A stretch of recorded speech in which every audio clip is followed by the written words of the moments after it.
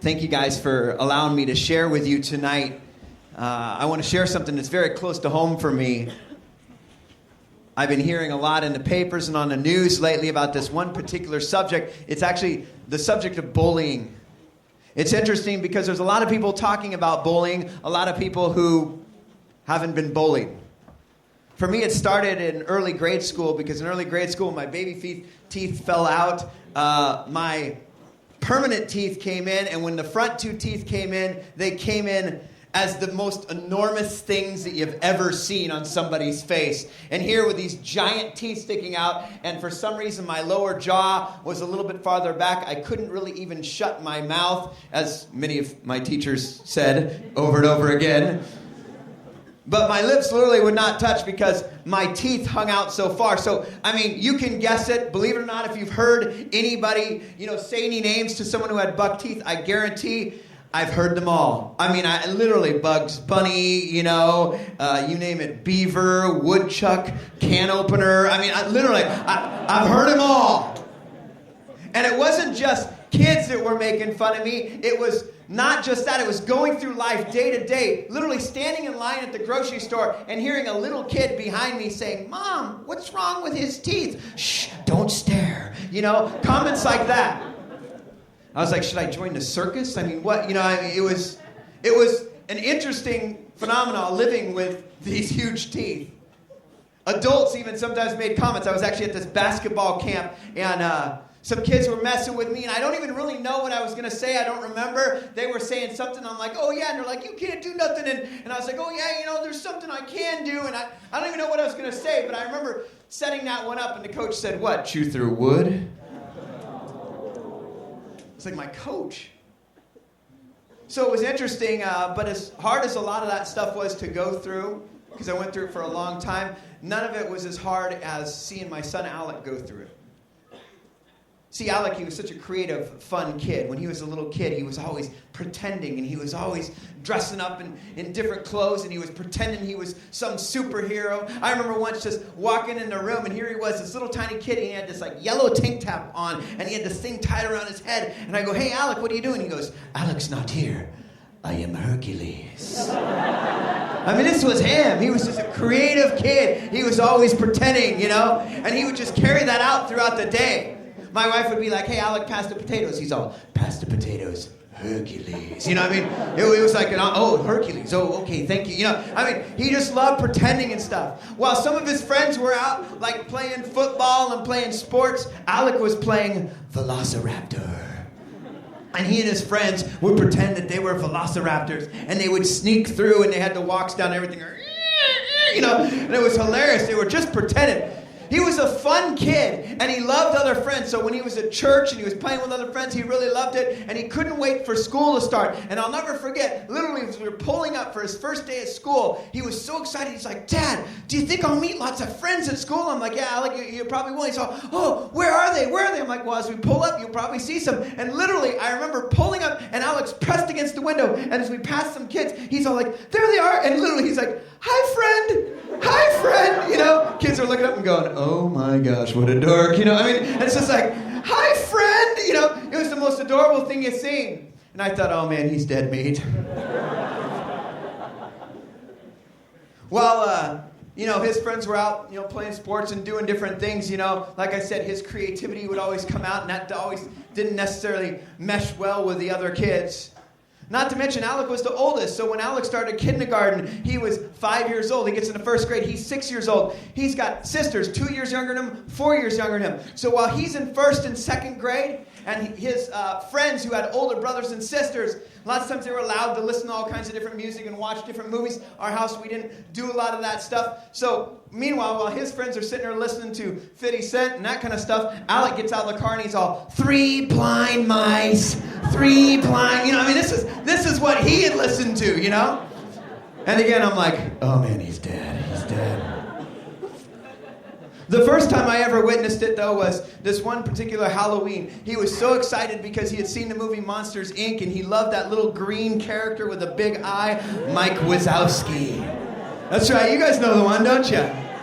And he saw this costume, and he had saved some money, and he's like, Dad, please, and we kind of said, okay, if you save, we'll match. We tried to do one of those cool parent things, and he was like, oh, I gotta have it. And it was awesome because it's this big fat green, these long little green legs and this big fat body and his little head stuck out at the top and stuff. And it was so cute. And I remember when we gave him the costume and he opened it up and he's like, oh, and he had pitched in with it. He was so excited. He put it on, and literally at the house with his two sisters giggling and laughing with him, he was sitting there and he immediately was all, put that thing back where it came from. And he's like, big Mike Wazowski, and he was so excited. And we were excited, and his sisters were dressed up, and he was dressed up. And we went to the school to the Halloween party.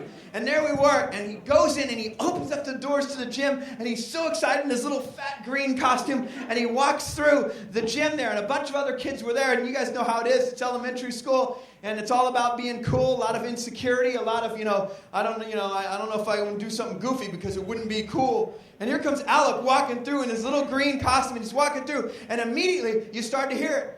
I was just like 3 or 4 steps behind Alec, and immediately kids are turning and they're like, hey, look at the big fat green dork. And other kids are like, ah, and they just started pointing. And before you know it, more kids are like, hey, you big fat dork. And you just kept hearing the same thing over and over again, and some things that I'm not even going to repeat right now. And as you started hearing some of these things yelling, this little kid in this little green costume, you saw what started out with head held high, the smile on his face, slowly changed, and all of a sudden his head got lower and lower, and pretty soon as he went through this gauntlet of ridicule, he sat there and all of a sudden it was just like these words were coming at him, and by the time he got to the other side of the gym, I kind of caught up with him, and I remember sitting there looking and just listening.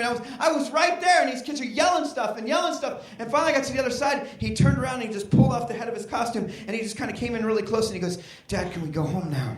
Can we please go home now? And I remember just sitting there, and I wanted to turn around and grab a stick and turn a bunch of these kids into a piñata. But I remember just kind of saying, okay, this is enough of this stupid party. Forget it. We don't need this thing anyway. Let's get out of here. We moved just shortly after that. Some changes happened with my job, and we switched, and we moved across town. And to make matters worse, Alec started in a new school. And now here he was, this creative, nice, very innocent kid. And now he's thrust in a new school, and now he's the new kid. So he spent some time walking around and walking by himself kind of at recess, just trying to find a friend. And it's amazing because the ridicule started happening again. People started hurling the insults again as he would go around at recess, just maybe looking for just one person he could call a friend. I could share with you a little more about it, but instead I thought I'd let you hear it from him himself. I'd like to introduce you. Please, if you'd bring up with a warm welcome my 17-year-old son, Alec.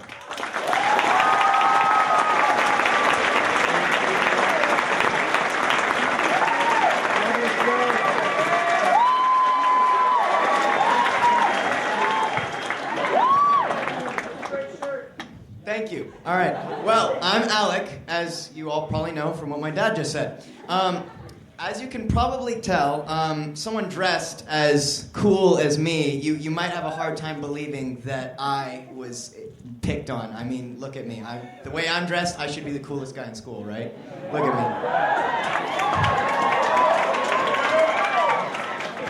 All right, anyway, but my dad was right, actually. Moving into a new school can be tough for anybody, and especially with the way I was, I guess, that made it a little bit harder. But I tell you, it was really interesting. You always see in movies or whatever, people getting shoved into lockers and wedgies and stuff. And honestly, it was the words that hurt more than anything. Sometimes I wish I could be shoved in a locker. We didn't even have lockers. But words were really the worst. And it's hard because sometimes people say, oh, girls don't bully as much as guys. And I tell you one thing, I don't remember a lot of things guys said at all, but I do remember the thing that Emily, the girl who sat in front of me, said. And she just turned around one day, looked me straight in the eyes, and tells me, you are so ugly. I have no idea how your mom deals with anybody who looks that ugly. And the thing that really was hard as a fifth grade boy at that point is not crying, because if you do, you're dead meat. Because at that point, if you cry, that's like showing them weakness, and then that'll just give them more ammunition. So that was hard, but and that just kept going on. Words, insults. I can't even remember the specific ones, but those hurt the most. I also remember one time I almost had this false hope. I met this kid named Andrew, and we connected really well, and I was into drawing little pictures and stuff, and we had drawn together, and I came home with this hope of maybe I've made a friend, maybe I've made a connection now, maybe that's it, maybe I'll start to fit in, and I the next morning saw him talking to two other guys, and maybe that was my mistake. I tried to talk to him in front of two other guys, go figure, and I went up to him and I said, "Hey, Andrew," waved. He turned around, he looked at me, and then he looked at the other guys again, and then he looked back at me and kind of scoffed and turned his back on me. Betrayed. It was different. So I guess it was a little optimistic of me to think I had a friend, but I learned. And maybe some of you are even sitting in the audience thinking, well, at least this happened at school, at least you had church. At least there was that escape on the weekends. I remember my first winter camp. I had gone on this retreat, and I brought my stuffed monkey named Fling. You know, when you don't have a lot of luck with real friends, you resort to stuffed animals. So I brought the monkey Fling. And I remember we got into our cabin, and I put Fling on the bed right there next to the pillow, propped him up, and as I was, I don't even remember why I left. It was probably for like lunch or something. But I remember coming back into the cabin. It was raining, and Fling was gone. There was a trail of fluff leading to the back door, and I opened the door, and in the rain and mud is Fling lying torn in a big puddle. And I remember thinking to myself at that point, why the monkey? Lord, why the furry one? Why not me? And I go, so I pick up the monkey, and I've lost a friend. I mean, it hurt. So I threw him away, because, I mean, that's a little, I was too ashamed to tell anyone. I mean, what are you going to do at that point? Look what happened to my monkey. Then you got to admit to bringing it. So Fling was gone, and I just remember being so alone at that point in my life. I mean, my stuffed animal wasn't even there anymore. So, I mean, having a stuffed animal in the first place is lonely. But then when that was gone, I just remember feeling totally isolated. And it's interesting. The Journal of Development and Psychotherapy, some hard to pronounce word. I just lost it. Oh, well. And then they did this study recently where kids who are socially awkward and have trouble fitting in, nerds, yeah, they did a study on nerds. It was bizarre. But they found that nerds have this tendency to spiral into this snowball effect of depression. And that would be the tendency, except if said nerds had one friend. It was just one friend. That was all it took for them to avoid that dangerous spiral into depression. And let me tell you, you can cite statistics and information like that's a fact, but I'll just tell you straight up, that's so true. One friend is all it takes. I remember walking around at recess, and I mean, this continued on into junior high at some points.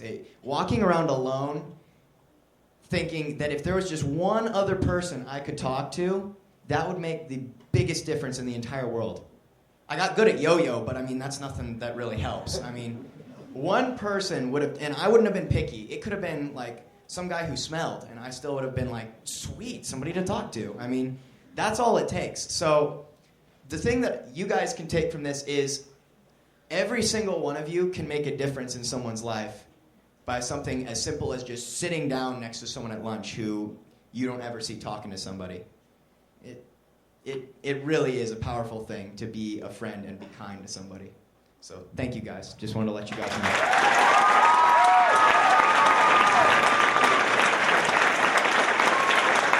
Thanks, Alec. That's awesome.